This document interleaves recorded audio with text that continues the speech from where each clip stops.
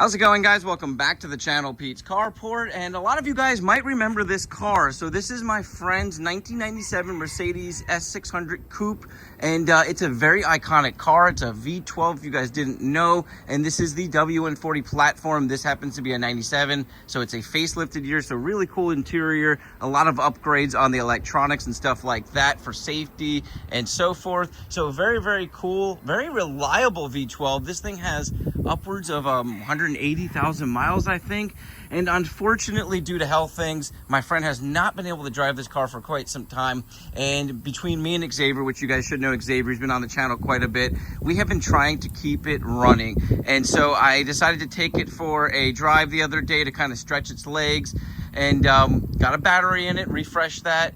And unfortunately, the transmission, once it warmed up, didn't want to engage. I kind of knew right away it was probably transmission fluid, because these things have a tendency to start leaking when they're not driven enough. So you definitely want to keep these cars running and driving and not sitting, because seals will dry up and all of that stuff can get quite expensive. Fortunately, this is a very, very stout transmission they put in this car. In fact, Mercedes used it in so many different models. They use different renditions, but they use the same transmission, and a lot of other manufacturers even use the same transmission. Now, what we're gonna do is, I've already went ahead and did it, but we're gonna check the fluid, get some fluid in there. Now, a lot of you guys are gonna scream in the comments, you need to use Mercedes transmission fluid, but I'm gonna go down and get more of this. This Valvoline Max Life does work.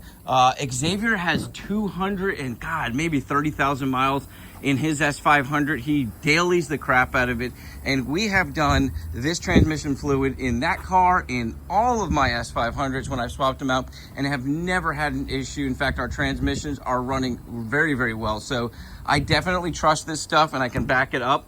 But do your research. If you're going to be doing a full swap out in transmission fluid, probably go ahead and spend the extra money. But we want to get this thing running today, and I think it has a leak, so we're probably going to have to do something about that. So he's probably going to pull the entire pan down, get everything changed out anyways.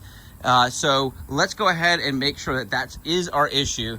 And like I said, I've already checked, and we do have no fluid showing on our dipsticks. So I'm going to show you guys how you would check the fluid on these cars. Very similar across the board, my S500.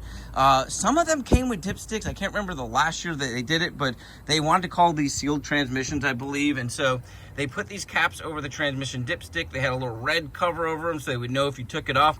And there's no dipstick on the other end. Now, what they've done is they sell one of these universal dipsticks, because it's the same transmission in so many models, and you can use this. It'll go all the way down in there. In fact, it's going to be way longer than you need, and then you can find where your transmission fluid is on the markings. You want to make sure your car is warmed up on a level surface and running, I believe, to check that fluid. So that's what I already went ahead and did, and there's nothing showing on it. So I'm going to go down, get some more transmission fluid.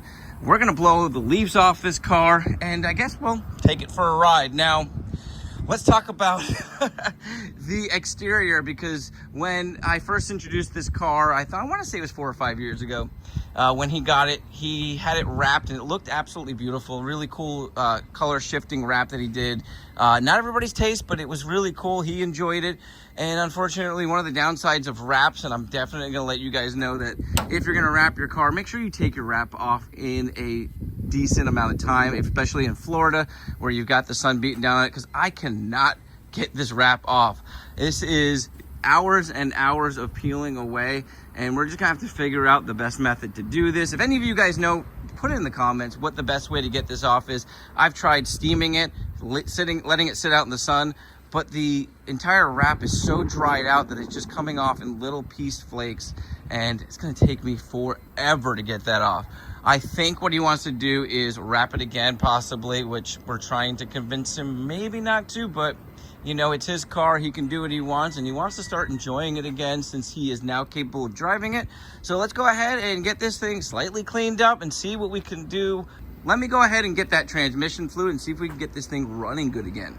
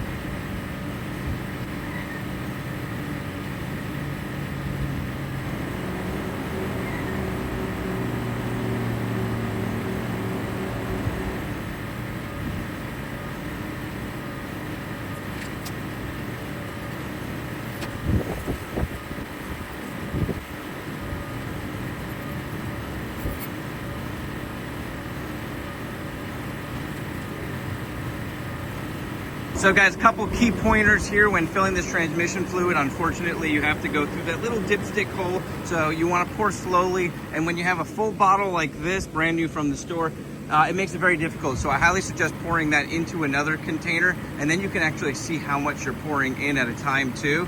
This one here took, right now I'm at 2.5 quarts, and I'm finally at the point of the dipstick where I feel comfortable. So we're right in the middle of this dipstick. So on this dipstick, this is our higher temperature, so when it's fully warmed up, and this is the lower point here, and we're right in this middle point. But I do want to take it for a drive, let that fluid get up in there, and then recheck it again, because it does take some time for that fluid to flow down into that pan. So give it some time. Don't go by pouring it in there and checking right away, because I gave it a good 5 minutes before I was comfortable with where it was at.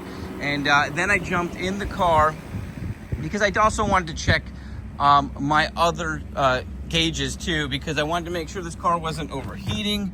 And you can see there we're running great temperatures. The oil pressure is a little low, but that's pretty common. Once you give it a little bit of RPMs, it goes back up. This is probably a thinner oil in here, and it's still kind of warm out here in Florida. And then I went ahead and engaged, and I could feel it engaged right away. And the issue I was having was I took this thing to the gas station. It drove there almost perfectly fine. It did feel like it wasn't engaging fully, but it really didn't click in until I got to the gas station, filled up the car, went to leave, and I put it into drive, and boom, I can already feel it engage, and we're already taking off. Oh, hit the little camera stand, but it wouldn't even take off. So I was sitting there revving the car, trying to get the transmission to engage, and going from reverse to drive, and eventually it slowly engaged. So I drove it right back over here because I was walking distance. So a little nerve-wracking, but it did make it back over here. And sure enough, it's the transmission fluid. And that could have happened over time. This car, like I said, I want to say it has close to 180,000 miles, if not more. Yeah, 191. You guys probably caught that on this car. So quite a bit. Definitely shows you how reliable these V12s are, especially with maintenance. And this car was fully kept up with over the years as far as maintenance goes, and he's going to continue to do that. Now, it has sat, which is unfortunate, but it hasn't really sat. I have been starting this, Xavier's been starting this, and so it just hasn't been fully driven in the last year or two on a regular basis. We're gonna get back to that though, because my friend is at the point now where he can drive this again, and he absolutely loves this car, especially with his height. He even bought a brand new car and still prefers to try to drive this. All right, guys, we are gonna take it for a little test drive, and it is engaging real nice. Let's check the shifts. Oh yeah, shifting like a brand new car. Oh my God, that was beautiful. These cars drive so nice. So happy it was an inexpensive fix. Now, of course, he's gonna wanna get the leak looked at, but like I said, it could have been an ongoing leak, a very small one for a long time, and it just reached that point where the fluid got too low to engage. But we've got it resolved, at least in the short term here. And it took about 2.5 quarts, like I said. The entire jug was 35 bucks. You're gonna need a dipstick, and I don't think that was too much money on Amazon. And that's about it. So if you've got a car that is giving you issues, don't be afraid to check the simple things, because sometimes that's all it is. This is a very expensive car with some very expensive repairs that can add up, and sometimes it's just a simple thing that keeps these things from running. And we are back from our test drive, which went amazing. And you might have noticed some of the dash lights came back on. I think the battery cable, because I only threw it on there, came loose and restarted that whole cycle. But I turned everything off, back on again, did the whole steering wheel thing, and they are back off again. All of our gauges are looking good. Now, the last thing you want to do after changing or adding transmission fluid is make sure you don't have any crazy leaks, or even just a small leak, so that you can kind of keep an eye on it. And good news, I got up under here. This can be a little scary when you see that, but that is our AC dripping there. That is just clear water. I already went ahead and put my finger in it to test it, but we have no transmission fluid. It is a little wet up under here for a 190,000 mile car, nothing crazy, but my guess is this thing has been slowly leaking probably for the last couple of years, and then since it sat got started from time to time. It probably just reached that point where it needed enough fluid to start engaging fully. So I hope you guys enjoyed this video. Xavier should be here any minute. He's driving in rush hour traffic. I'll probably show him pulling up because he's got a really cool car as well. And I don't think you guys have seen it on the channel in quite some time because he hasn't really driven it out here in a little while. Xavier finally got here, got stuck in rush hour traffic. He's gonna leave his S500 because it just needs some upkeeping to it. You know, like I said, I think that's, how many miles you got on this? Yeah, almost 230,000 miles. He got a flat the other day, so I had to throw that rim on there, but he's got these rotoforms. But he's got these rotoforms that I think look absolutely amazing on this car. He's gonna go ahead and take the SL500, like I said. Should put the rotoforms on here. It would look really good on, actually look amazing on here.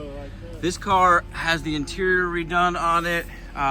Just over, I wanna say just over 100,000 miles on this one. Yeah. Top works. It just needs some things here and there because like any of these cars, when they sit, they have a couple issues that come up, but we're gonna try to tackle some of those. He's gonna take the car with him, clean it up a little bit more. Make sure all the fluids, everything looks good, make sure nothing's overheating. But this car, I was kind of driving here and there a couple months ago and then put it off to the side. The battery died on it. We just went ahead and got a new battery in it. So she's gonna be good to go. That's about it though, guys. So had a little fun today playing around with the cars. Xavier came up here. We got a little chatting about what we're gonna be doing with our cars, some of the things we wanna see in the future for car shows and all that type of stuff. But you guys have an awesome day, a blessed week. I'll catch you on the next video.